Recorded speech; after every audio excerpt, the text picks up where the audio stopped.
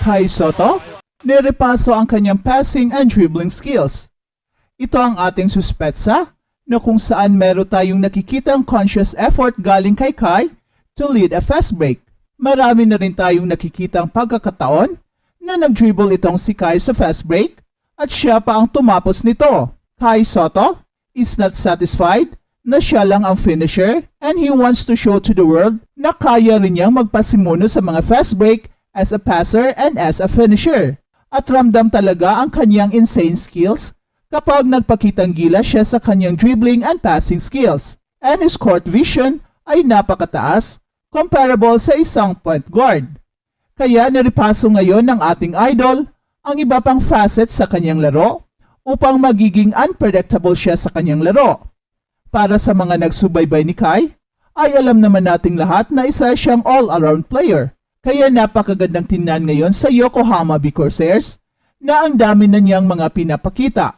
Hindi lang puro dunk si Kai at puro alley-oop, marunong na rin si Kai na mangbully sa ilalim, especially now na lumalaki na ang kanyang katawan at lumalakas na siya.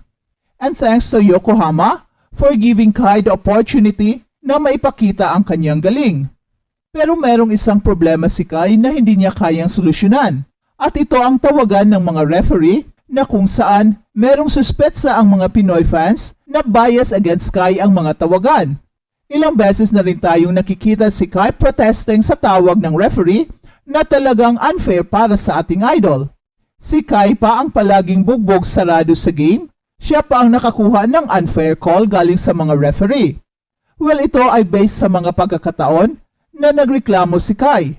A simple fact that proves na hindi patas ang tawagan. Hindi naman siguro magrereklamo si Kai kung patas ang tawagan. Pero kahit hindi pabor ang tawagan sa kanya, ay pinakita pa rin niya na hindi siya affected sa mga no calls against him at manipis naman kapag siya ang na-foul.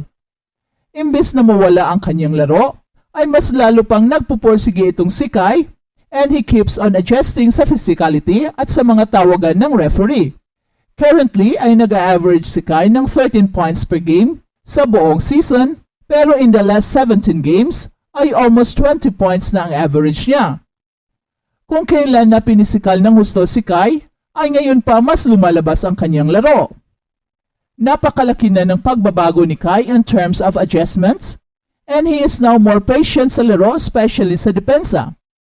Kahit na bumaba ang kanyang shot blocking stats dahil ayaw na niyang ma-foul trouble, pero nakuha naman niyang maglaro ng mas mahabang playing time. At dahil sa kanyang mahabang playing time, ay tumataas na ng husto ang kumpiyansa ni Kai.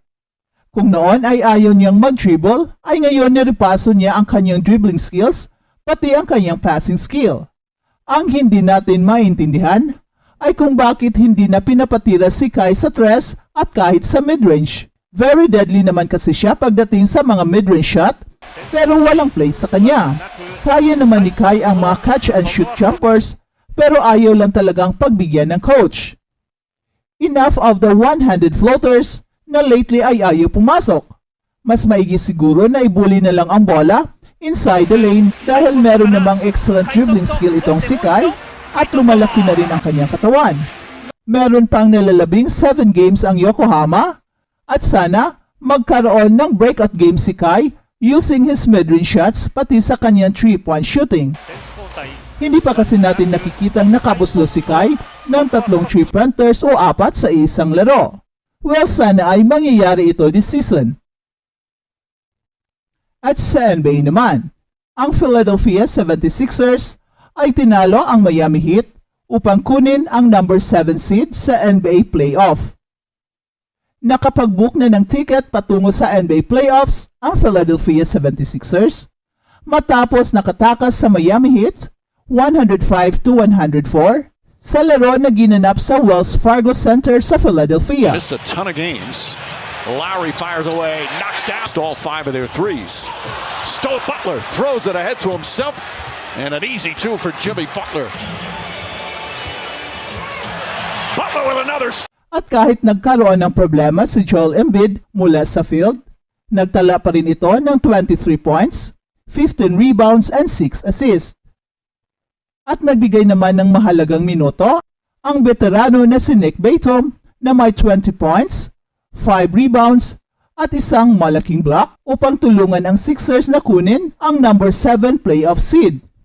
At si Joel Embiid ay nagpakita ng kanyang galing sa fourth quarter habang nag-comeback ang Philly mula sa 14 points na kawalan sa first quarter at nagtala ng 11 points sa quarter na to.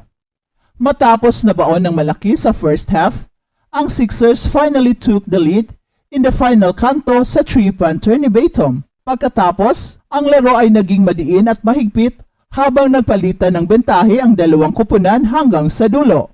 At nang nag-tie 96 all ang laban, sa loob ng 1 minute and 30 seconds matapos ang isang floater ni Haywood Highsmith, sinimulan ni Kelly Oubre Jr. ang isang mahalagang and-one play na nagbigay sa Philly ng 99-96 na bentahe sa may 36 seconds na lang ang natitira sa laro. Looking, finds Oubre late!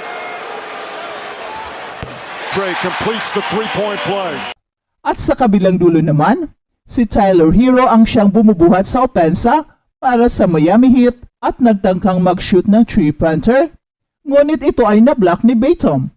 At ang dalawang free throws ni Tyrese Maxey ay ang nagbigay sa Sixers ng 5 puntos na bentahe, 101-96, na siyang kailangan nila hanggang sa wakas. Sinubukan ni na Highsmith, Jaime Jaquez Jr. at Hero na panatilihing buhay ang Miami Heat, pero ang kanilang mga pagsisikap ay hindi sapat.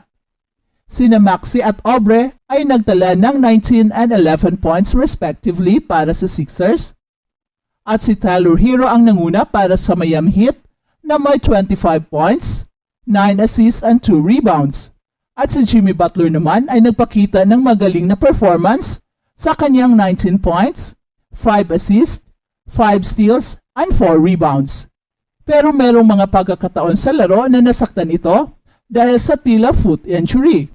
Nagsimula ng mainit ang laro ng Miami Heat at nakakuha sila ng 14 points na bentahe, 51-37 sa second quarter. At sa third quarter naman, bagaman unti-unti nang bumabalik ang Sixers at ilang beses na nilabanan ang bentahe upang maging 2 points na lang ang kalamangan, at umangat ang Philly sa Heat sa fourth quarter na nagtakda para sa isang cardiac na pagtatapos. At ang Philadelphia 76ers ay haharap sa number 2 seed na New York Knicks sa postseason, habang ang Miami Heat naman ay maghaharap sa nagwagi sa laban sa pagitan ng 9th seed na Chicago Bulls at 10th seed na Atlanta Hawks. The Heat players talking. Tony Brothers says no, the game is